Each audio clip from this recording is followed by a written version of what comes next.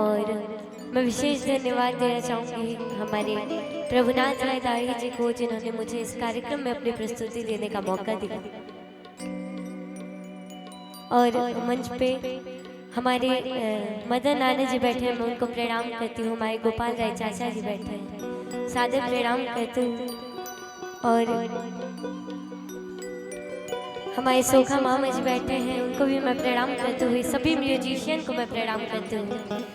सबसे पहले आप सभी को एक शिव भजन सुना रही हूँ, क्योंकि गाजीपुर को लहुरी काशी भी कहा जाता है। तो सबसे पहले मैं आप सभी को एक शिव भजन सुना रही हूँ।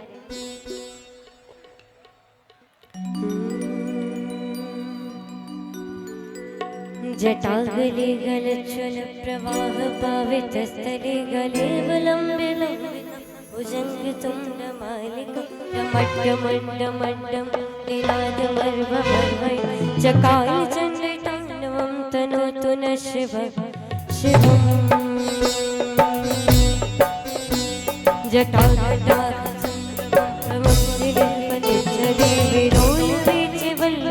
विराजमान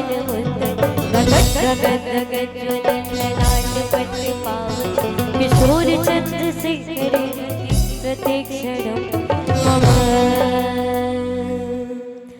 बम बोले बोलो बम बम बोले बोलो बम बोले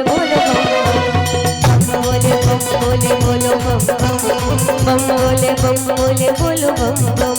यही वो मंत्र है, यही वो तंत्र है, यही वो मंत्र है, यही वो तंत्र है। प्रेम से जपेगा तो मिलेंगे सारे गम। बम बोले बोलो बम बोले बोलो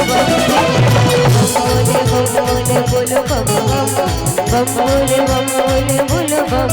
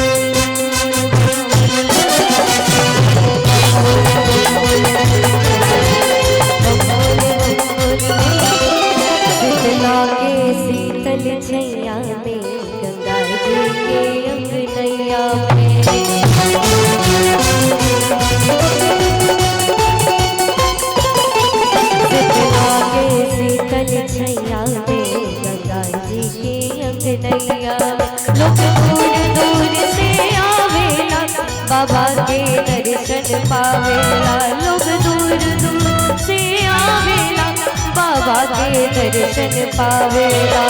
कीना राम की मस्त मड़ैया, कीना राम की मस्त मड़ैया, और शंकर अविनाशी बम बम बोल रहा है बम बोल रहा है काजी, बम बम बोल रहा है।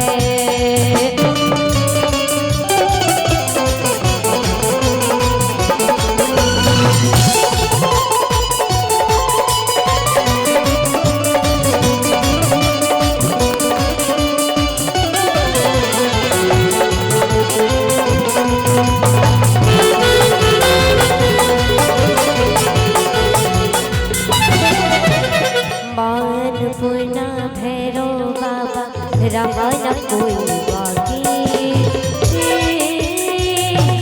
बम बम बोल रहा है काशी, बम बम बोल रहा है, बम बम बोल रहा है काशी, बम बम बोल रहा है। देव के पुजारी महादेव के पुजारी, कैसे दुनिया सारी महादेव के पुजारी, देव के पुजारी महादेव के पुजारी, कैसे दुनिया सारी महादेव के महादेव महादेव महादेव महादेव महादेव महादेव महादेव महादेव महादेव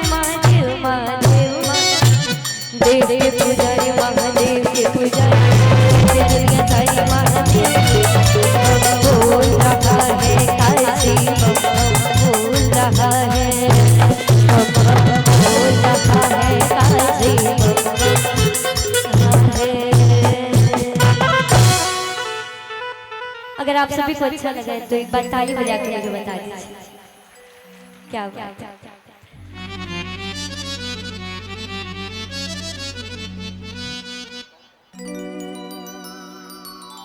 हेलो, हम आग्रह करब अपना बहन से अपना स्वर से कुछ और ओकरा बाद हम भोजपुरी भाषा में भोजपुरी भाषी के हस्ताक्षर के आमंत्रित करब आदरणीय श्री गोपाल राय जी के। धन्यवाद। आज मुंडन संस्कार का यहाँ पे कार्यक्रम चल रहा है, तो बेटों का सोहर तो सब लोग गाते हैं, मैं आप सभी को एक बेटी का सोहर सुना रही हूँ कि घरवा में जन्म ले हर बेटिया त घरवा अजोर भइल हो कि बबुनी तोहरा पर अरे सब कुछ निछावर सुहरियो सुहर पर कि घरवा में जन्म ले बेटिया त घरवा अजोर भइल हो घरवा में जन्म ले बेटिया त घरवा अजोर भइल हो बबुनी तहरा पर सब कुछ निछावर सुहरियो सुहर बबुनी तहरा पर सब कुछ निछावर सुहरियो सुहर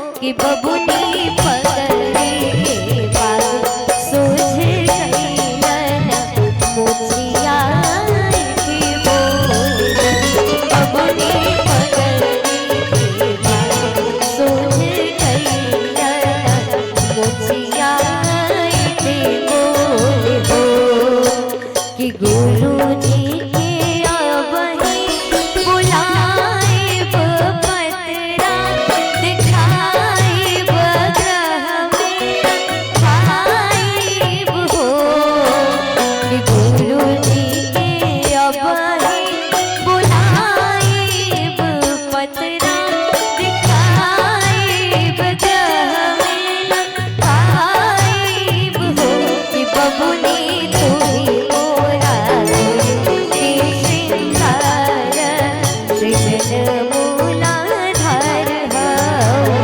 कि बबुनी तुम्ही मोरा की श्रृंगार सृजन मूलाधार हो कि बबुनी तुम्ही मोरा की श्रृंगार सृजन मूलाधार हेलो, एक बार छोट बहिन खातिर खूब जोरदार ताली बजा के स्वागत करी। बहुत बहुत धन्यवाद हमरे बाबू। अब आई